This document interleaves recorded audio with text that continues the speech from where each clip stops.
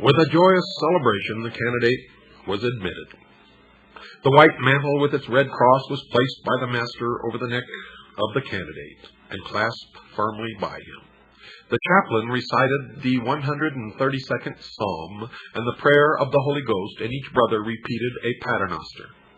Then the master and the chaplain kissed the new entrant on the mouth. As he sat down before the master, the latter delivered him a sermon on his duties. Knights were equipped more lightly than other crusaders and were issued with shield, sword, lance, and mace. They were allocated 3 horses each, not one with 2 knights riding, but 3 horses each, plus an esquire who was either a serving brother or a layman, perhaps a youth from a noble family anxious to become a knight in his own turn. Retired knights were looked after by the order, became counselors at meetings, and were eventually buried in coffins in their Templar habit with the legs crossed.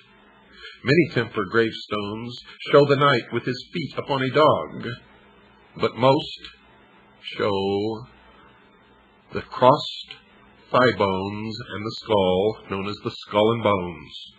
The same skull and bones as the Russell Trust, the Brotherhood of Death at Yale, and the same skull and bones displayed upon the flag of the pirates. It was Philip the Fair of France, bankrupt and fearful of the growing power of the warriors of the temple, who laid the conspiracy for the suppression of the order for all time. It has been hinted that Philip had some forewarning that a plot against the throne was afoot, that the Templars, frustrated in their attempts to win back the Holy Land, were about to turn upon Pope and King alike and try to overcome all Christendom. And believe it or not, that's closer to the truth than anything that you have ever heard about the Templars. In 1305, Pope Clement had been crowned through the assistance of the French king and was actually under the control of the French king, and Philip was ready to bring all the power of church and state against the Knights of the Temple. There had been continued rivalry between the Templars and the Hospitallers on the surface. Underneath, they were one and the same. And Clement, 6 months after his enthronement, wrote asking them to visit him for a conference, ostensibly for the purpose of making plans for aiding the kings of Armenia and Cyprus. The Pope was, however, hoping that he could effect a reconciliation between the 2 orders, which would in turn strengthen his own position as their only ultimate head. William de Villaret, master of the hospital, was fully engaged in an attack upon the Saracens of Rhodes when the invitation arrived, and could not obey it. But Jacques de Molay, Grand Master of the Temple, decided to accept. He handed over the defense of Limassol in Cyprus to the orders martial, collected 60 knights, packed 150,000 gold florins plus much other treasure, and set sail for France.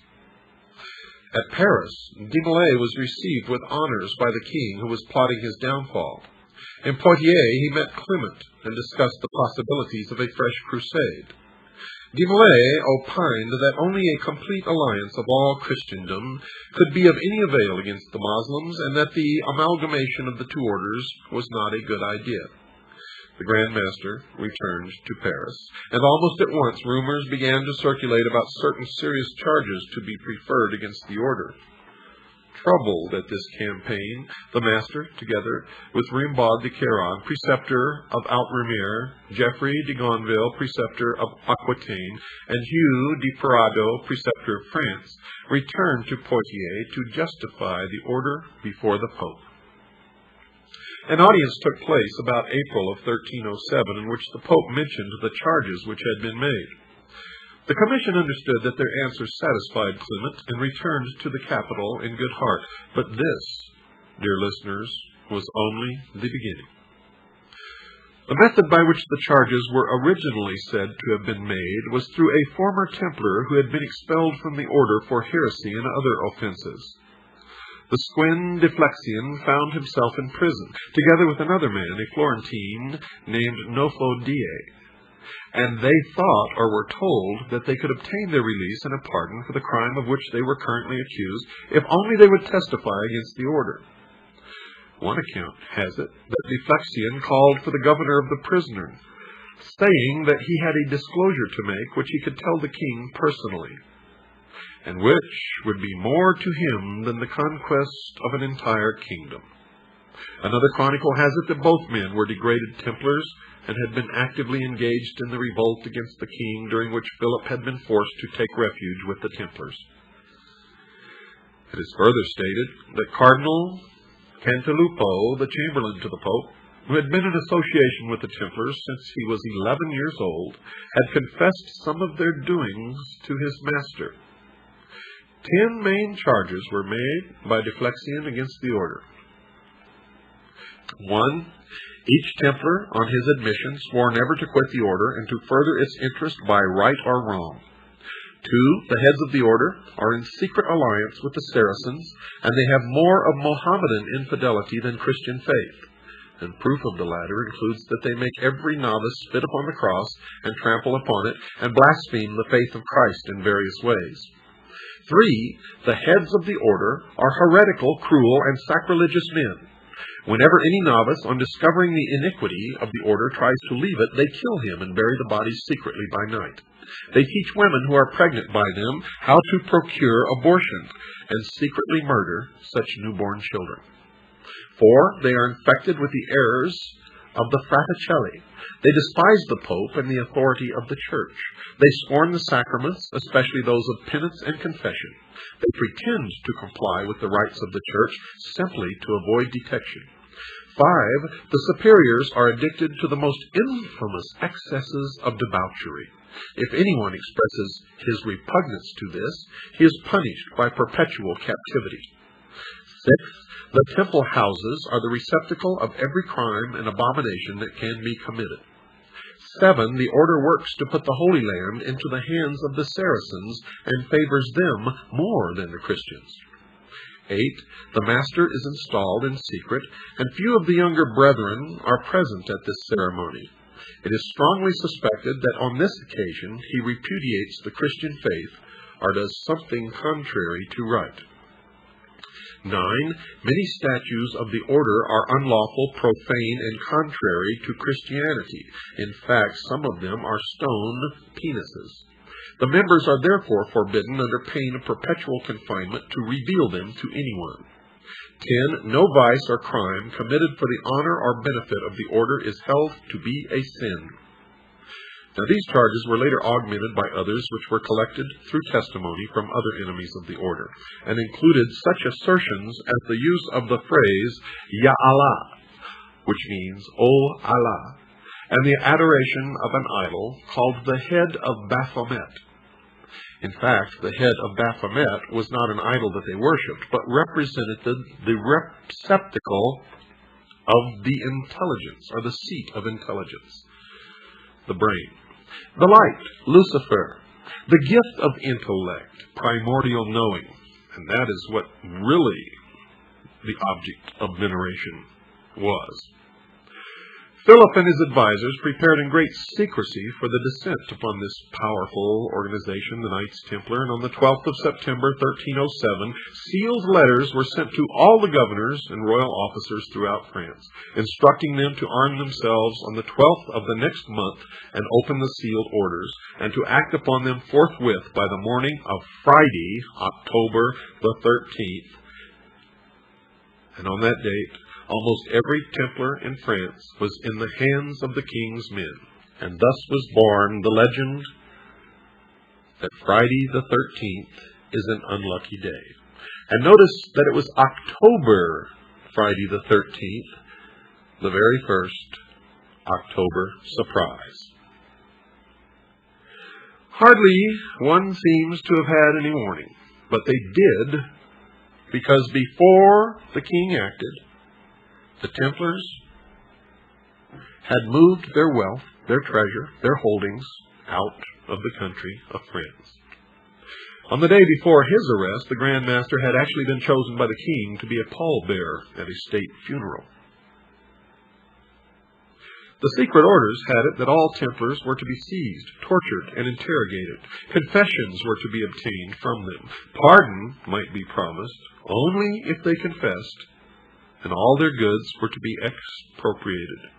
But the only thing that they really got with the actual real estate property held by the Templars in France and nowhere else. None of the gold, none of their wealth, none of their jewels, none of their treasures, none of the relics that they had recovered from the Holy Land were ever found. The king himself took possession of the temple at Paris as soon as the Grand Master and his knights were arrested. The next day, the University of Paris assembled, together with canons and other functionaries and ministers, and the chancellor declared that the knights had been proceeded against for heresy. 2 days later, the university met in the temple, and some heads of the order, including the Grand Master, were interrogated. They are said to have confessed to 40 years' guilt, whatever that means. Now, whether Demolay and others confessed on that occasion or not, the king was emboldened to publish an accusation in which he called the knights polluters of the air and devouring wolves. A public meeting was called in the royal gardens and addressed by monks and representatives on this subject. Edward II was the son-in-law of the French Philippe, and to him was sent a priest who invited the English monarch to act at once against the order in Britain. Well, Edward almost at once wrote to say that the charges seemed to him to be incredible. But Pope Clement wrote on November the 22nd to London, assuring Edward that the master of the temple had confessed of his own free will, that knights on their admission to the order denied Christ, others had admitted idolatry and other crimes. He therefore called upon the King of England to arrest all Templars within his domains and to place their lands and goods in custody until their guilt or innocence should be ascertained. He condemned them to torture by the Dominican monks under the Inquisition until they confessed their guilt or were dead. Now notice the date, folks. November the 22nd in the year 1307.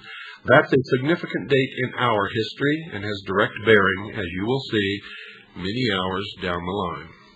I bet you knew I was talking about Kennedy's assassination, didn't you? Well, this has direct bearing, as you shall see, eventually. Eventually you shall know what it all means. You'll be able to put it all together. Before the King of England received this missive, he seems to have been sorely troubled by the allegations. He wrote on November the 26th to the Seneschal of Agen asking about the charges. On the 4th of December, he wrote to the kings of Portugal, Castile, Aragon, and Sicily asking, quote, what they had heard, and adding that he had given no credit to it, unquote. He wrote to the Pope himself on December the 10th, expressing disbelief of what the French king said, and begging His Holiness to institute an inquiry. Well, folks, by December the 15th, when the papal bull arrived, Edward felt he must act upon it without question. On December the 26th, he wrote to the Pope that his orders would be obeyed, but in the interim, Edward had sent word to Wales, Scotland, and Ireland that the Templars were all to be seized, as in England, but they were to be treated with kindness. On October the 19th, less than a week after they had been arrested in France, 140 prisoners were being tortured by the Dominican imbert in the Paris temple. Promises and the rack produced many confessions. 36 of the examinees died during these proceedings. Throughout France, the racks worked overtime and the confessions poured forth. Many good men were crippled for the rest of their life. Many of these were contradictory and confused, and perhaps there is little wonder of that. How many of you could resist even for 5 minutes the tortures of the medieval Inquisition? The Pope now seemed a little uneasy at the arbitrary methods which were being employed. Philippe wrote sharply to him saying that he, the king, was doing God's work and rendered accounts to God alone. He offered to turn over all the goods of the Templars to the service of the Holy Land. Clement, still a weakling, merely stipulated that the inquisitions of each bishop should be confirmed by a provincial council, and that the examination of the heads of the order should be reserved to himself. Now we hear a constant succession of confessions and retractions, allegations that the heads of the order confessed completely and spontaneously to the Pope himself. The Pope himself, for some unexplained reason, folks, tried to escape to Bordeaux, but was stopped by the king. Now, he was the monarch's captive as well as his creation. Detailed confessions of individual Templars have been kept on record, many of them undoubtedly obtained by extreme racking and other tortures.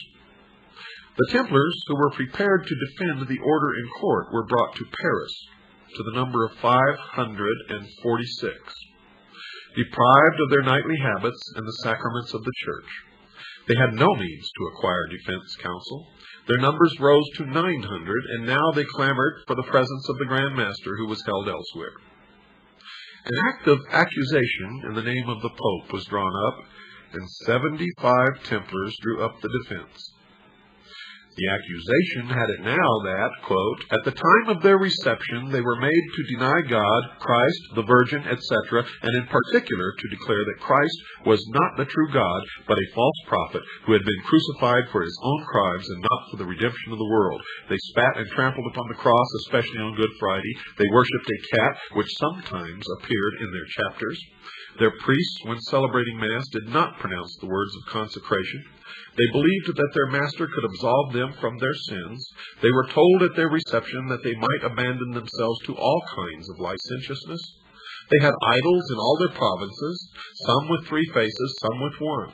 They worshipped these idols in their chapters, believed that they could save them, regarded them as the givers of wealth to the order and of fertility to the earth. They touched them with cords which they afterward tied around their own bodies underneath their robes, and that is still practiced today by Freemasons and by the Mormon Church. Those who at the time of their reception would not comply with these practices were put to death or imprisoned. The reply of the Templars denied every charge and stated that they had been subjected to every kind of illegality since their arrest. 54 of the knights who had volunteered to defend the order were committed to the flames, having been declared relapsed heretics before the trials had even started. And you'll see this number 54 crop up later, and even in the modern day. And sometimes it's 54 plus 1, the Grand Master, who later was burned at the stake. 4 years to the day after the first arrests, the Pope led a convocation of 114 bishops to come to a final decision about the Templar order. Well, folks, the prelates of Spain, England, Germany, Denmark, Ireland, and Scotland called for the Templars to be allowed to defend themselves. The Pope retorted by closing the session almost at once. He would not hear of it. Out of 1,500 to 2,000 Templars who were in hiding in the vicinity, 9 knights actually came forward to testify for the order. The Pope doubled his guard and sent a message to the king to do the same. As there was still danger from the hidden knights, they were not heard. Only 1 Italian prelate and 3 French ones voted to prevent the order from putting in its defense. Now Philippe, deciding that something should be done to hasten affairs, set off for Venice in the conference. His arrival had an electric effect. On his sole authority, the Pope almost immediately abolished the order in a secret consistory. And this was on March the 22nd in the year 1313. And 1313 plays a significant number later on, as that was a famous address in New Orleans, as some of you may remember. On May the 2nd, when the bull was published, the order ceased officially to exist. The Grand Master, assumed but not proved to be guilty, was sentenced to perpetual imprisonment. Most of the other knights were released, and many of these passed their remaining days in poverty. De Molay and one of his chiefs, Guy of Auvergne, pronounced or proclaimed their innocence on the public stage to which they had been taken to have sentence announced. The king, upon hearing them recant their confession, immediately had them committed to the flames. And some say that while he was being burned at the stake, that De Molay cursed both the Pope and the King of France, stating that within a certain short period of time He would meet them. He would meet them in another life, in front of God, who would judge them for their crimes. And believe it or not, folks, well within the period of time, which was not very long, both the Pope and the King of France were dead, and I'm sure joined Jacques de Molay in front of God for their final judgment. We are in no way finished with the story of the Knights Templar. But until tomorrow night, good night, and God bless each and every one of you.